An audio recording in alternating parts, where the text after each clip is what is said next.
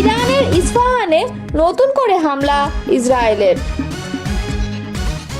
ক্ষেপণাস্ত্র হামলায় ইসরায়েলের মস্তিষ্ক গুঁড়িয়ে দিল ইরান। ইসরায়েলের দাবি মিথ্যে। ইরানের পরমাণু কেন্দ্র নিয়ে চাঞ্চল্যকর তথ্য কূটনীতিকদের। এতক্ষণ শুনছিলেন সংবাদ শিরোনাম, এবারে বিস্তারিত।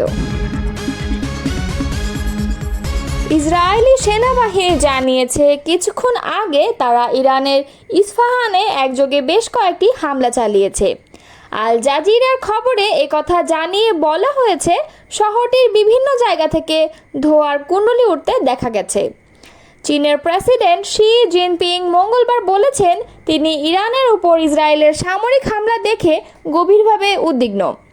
একই সঙ্গে চীনা মার্কিন প্রেসিডেন্ট ডোনাল্ড ট্রাম্পকে এই উত্তেজনার মধ্যে আগুনে ঘি ঢালার অভিযোগ এনেছেন।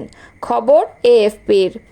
গত সপ্তাহে ইসরায়েল হঠাৎ করে ইরানের বিভিন্ন লক্ষ্যবস্তুতে বিমান হামলা চালায়। ইরান যেন পারমাণবিক অস্ত্র অর্জন না করতে পারে এর দাবিতে এই হামলা করা হয়। তবে ইরান জোর দিয়ে বলছে তাদের পারমাণবিক কর্মসূচি শান্তিপূর্ণ। এই হঠাৎ উত্তেজনা গোটা অঞ্চলে বিস্তৃত যুদ্ধের আশঙ্কা সৃষ্টি করেছে। এরই মধ্যে প্রেসিডেন্ট ট্রাম্প ইরানকে আবারও আলোচনায় ফিরতে আহ্বান জানিয়েছেন। তিনি দাবি করেন ইসরায়েলের হামলার কারণে চলমান পারমাণবিক আলোচনা বাধাগ্রস্ত হয়েছে। ট্রাম্প নিজের সামাজিক যোগাযোগ মাধ্যম ট্রুথ সোশ্যালে এক বিস্ময়কর সতর্কবার্তা দিয়েছেন, সবাইকে অবিলম্বে তেহরান থেকে সরে যেতে হবে। চীন এই মন্তব্যের কঠোর সমালোচনা করে বলেছেন এ ধরনের উস্কানিমূলক বার্তা এই অঞ্চলকে আরও অস্থিতিশীল করে তুলতে পারে। মধ্য ইসরায়েলের রেহোভোতে অবস্থিত ওয়েজম্যান বিজ্ঞান ইনস্টিটিউট। বহু বছর ধরে এটি ইসরায়েলের সামরিক গবেষণার কেন্দ্র হিসেবে পরিচিত। সোমবার রাতে ইরানের এক ক্ষেপণাস্ত্র হামলায় প্রতিষ্ঠানটি ব্যাপকভাবে ক্ষতিগ্রস্ত হয়েছে।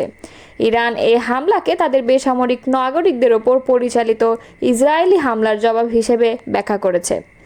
ইসরায়েলের হিব্রু ভাষার প্রভাবশালী সংবাদ মাধ্যম হারেজ গ্রুপের আওতাধীন দৈনিক দ্য মার্কার জানিয়েছে প্রতিষ্ঠানটির একাধিক ভবনে সরাসরি আঘাত লাগে এবং একটি গুরুত্বপূর্ণ গবেষণা কমপ্লেক্স সম্পূর্ণভাবে আগুনে পুড়ে ছাই হয়ে গেছে।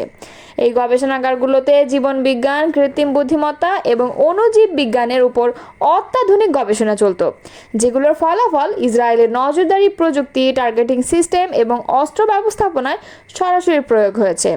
এসব প্রযুক্তি গাজা, লেবানন, ইয়েমেন এবং সম্প্রতি ইরানের ভূখণ্ডে পরিচালিত হামলায় ব্যবহৃত হয়েছে। উইজম্যান ইনস্টিটিউটকে অনেক সময় ইসরায়েলের বৈজ্ঞানিক ও সামরিক মস্তিষ্ক বলে আখ্যা দেওয়া হয়, কেননা এখান থেকেই মূলত পরিচালিত হয়েছে ড্রোন প্রযুক্তি, এয়ার স্ট্রাইক কন্ট্রোল সিস্টেম এবং যুদ্ধক্ষেত্রে মেডিকেল টেকনোলজির গবেষণা, যা বহুবার বিভিন্ন বেসামরিক জনপথের বিরুদ্ধে ব্যবহৃত হয়েছে। ধ্বংসপ্রাপ্ত গবেষণাগারগুলোর মধ্যে একটি পরিচালনা করতেন ইসরায়েলি অধ্যাপক এলদাদ জাহর।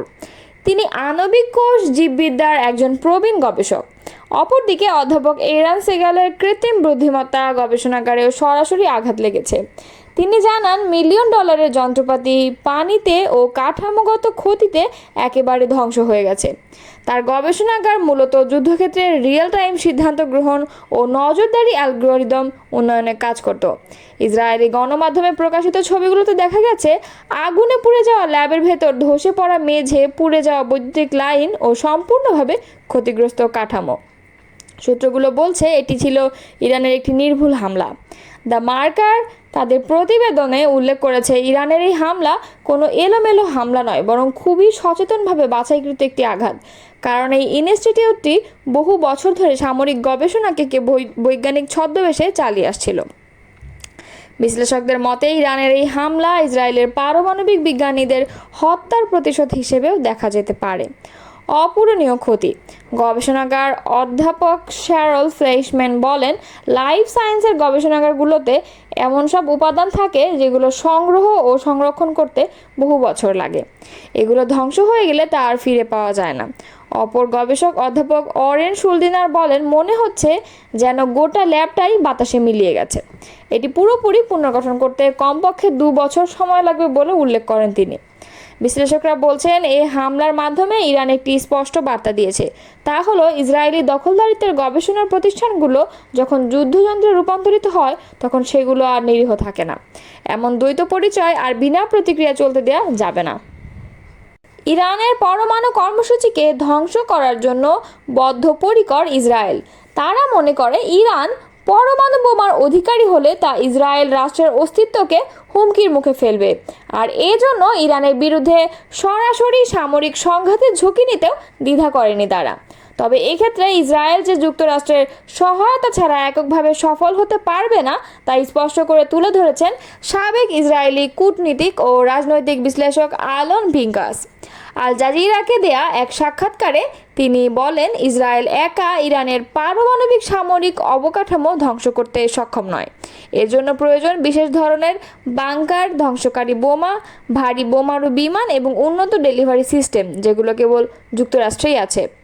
বিশেষত ইরানের দক্ষিণে অবস্থিত ফোর্ডো ইউরেনিয়াম সমৃদ্ধকরণ কেন্দ্রকে ধ্বংস করাকে ইসরায়েল বড় পুরস্কার হিসেবে বিবেচনা করছে, কারণ এটি পর্বতগাত্রের নিচে নির্মিত এবং বিমান হামলার বিরুদ্ধে সুরক্ষিতভাবে গড়া।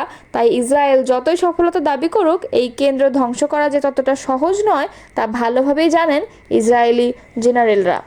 পিঙ্কাস বলেন, এই কারণেই নেতানিয়াহু বারবার প্রেসিডেন্ট ট্রাম্পকে সরাসরি যুক্ত করার চেষ্টা করেছেন, কারণ ইসরায়েল জানে শুধু এখনকার হামলায় কিছুটা প্রতীকী লাভ হলেও পরমাণু হুমকি দূর হবে না।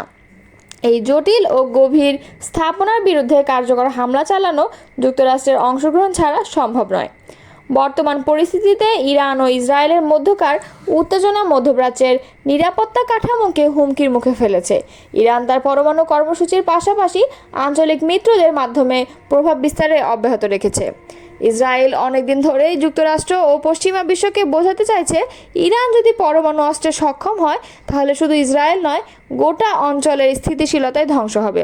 তবে বিশেষজ্ঞরা মনে করছেন, ফোর্ডোর মতো স্থাপনা ধ্বংস করা সাধারণ অস্ত্রের মাধ্যমে সম্ভব নয়, ফলে যুক্তরাষ্ট্রের সহায়তা ছাড়া এই লক্ষ্যে পৌঁছানো কার্যত অসম্ভব। এদিকে প্রেসিডেন্ট ডোনাল্ড ট্রাম্প অবস্থান এখনও অস্পষ্ট। তার প্রশাসনের পক্ষ থেকে প্রতিদিনই ভিন্ন ভিন্ন বার্তা আসছে। এদিকে কূটনৈতিক সমাধানের ইঙ্গিত, অন্যদিকে ইরানকে হুঁশিয়ারি। এই দ্বৈত বার্তায় মার্কিন নীতিতে বিভ্রান্তি তৈরি করছে। পিঙ্কাস বলেন, যদি উত্তেজনা প্রশমিত হয় সেটা যুক্তরাষ্ট্রের মধ্যস্থতায় হবে, কিন্তু বর্তমানে হোয়াইট হাউস পরিস্থিতিকে যেভাবে সামলাচ্ছে তা থেকে নিশ্চিত হওয়া যাচ্ছে না তারা কী পথে এগোবে।